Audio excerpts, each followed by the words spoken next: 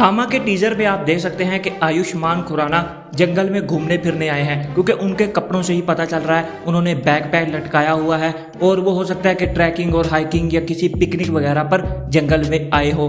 और वहां पर हमें एक सीन दिखाया जाता है जहां पर एक भालू एक बंदे को अटैक कर रहा है और ये आयुष्मान खुराना का ही कैरेक्टर है, क्योंकि अगर आप ये कपड़े देखो और ये वाले कपड़े देखो तो दोनों सेम हैं। मतलब आयुष्मान खुराना को जंगल में एक बियर का सामना करना पड़ेगा और वहां पर ऑब्वियसली बियर उन पर भारी पड़ेगा। लेकिन तब वहां पर आ जाती हैं रश्मिका मंदाना जो उनको सेव करने के लिए आई हैं और ये जंगल वाले सीन में रश्मिका मंदाना हमें नजर भी आ रही हैं और यहाँ पर आयुष्मान की ठरकी आंखों को देखकर पता चल रहा है कि वो रश्मिका मंदाना की तरफ ही देख रहे हैं। वैसे रश्मिका मंदाना का लुक मुझे इस मूवी में बहुत ज्यादा पसंद है। कई लोगों को लग रहा है कि यहाँ पर भालू के हमले से हमारे आयुष्मान खुराना की मौत होगी, लेकिन ऐसा नहीं है। यहाँ पर रश्मिका मंदाना का कैरेक्टर इंट्रोड्यूस होगा और यहाँ पर बिल्कुल आयुष्मान खुराना की जान बच जाएगी, क्योंकि अगले सीन में हम देख सकते हैं कि रश्मिका मंदाना एक जगह पर लटकी हुई है और आयुष्मान खुराना को फिर से बचा रही है। तो ये बाद वाला सीन है जिससे पता चल जाता है कि भालू की वजह से आयुष्मान खुराना की मौत नहीं होगी। और फिर हमें एक जंगल में सीन दिखाया जाता है जिसमें लाल कपड़ों में कोई औरत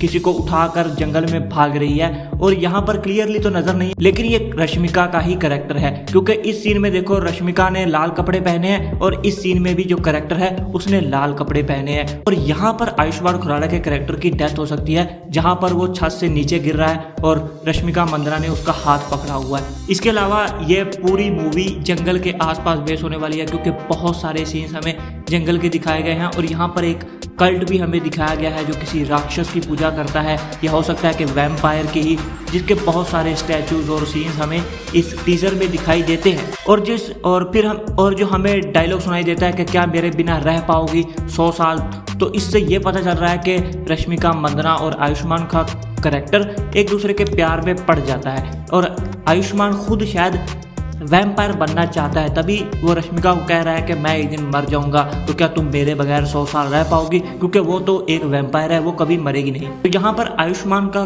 कैरेक्टर जो है वो रश्मिका को कन्विंस कर रहा होगा कि मुझे वैम्पायर बना दो, ना कि हो सकता है कि किसी मजबूरी की वजह से कि आयुष्मान मर रहा है तो उसको वो वैम्पायर बना देती है। ऐसा मुझे नहीं लगता। मुझे लगता है कि आयुष्मान का कैरेक्टर खुद जिद करेगा वैम्पायर बनने की। अब क्योंकि ये मूवी जंगल में बेस है इसीलिए हमें भेड़िया का यहाँ पर अपीयरेंस जरूर मिलेगा, क्योंकि भेड़िया मूवी भी जंगल में ही बेस थी। तो हो सकता है इस जंगल का उस जंगल के साथ कोई रिलेशन हो या फिर ये वही हो, तो हमें मूवी आने के बाद ही पता चलेगा। लेकिन ये बात कन्फर्म है कि यहाँ पर भेड़िया का इंट्रोडक्शन जरूर होगा इस मूवी में। सबसे इंटरेस्टिंग यहाँ पर हमारा कैरेक्टर है नवाजुद्दीन सिद्दीकी का, जो कि मुझे लगता है कि इस मूवी में एक विलन का रोल प्ले करेंगे। और क्योंकि वो भी एक वैम्पायर है, क्योंकि लास्ट के सीन में उसने डायलॉग मारा था कि 75 साल से रोमांस नहीं देखा, तो उसकी उम्र मतलब कई 100 साल हो सकती है, और जिसका क्लियर इंडिकेशन है कि वो एक वैम्पायर है। और मुझे लगता है कि वो भी रश्मिका मंदाना पर लट्टू होगा, वैसे कौन नहीं होगा, और इसी वजह से उसकी और आयुष्मान खुराना में लड़ाई होगी।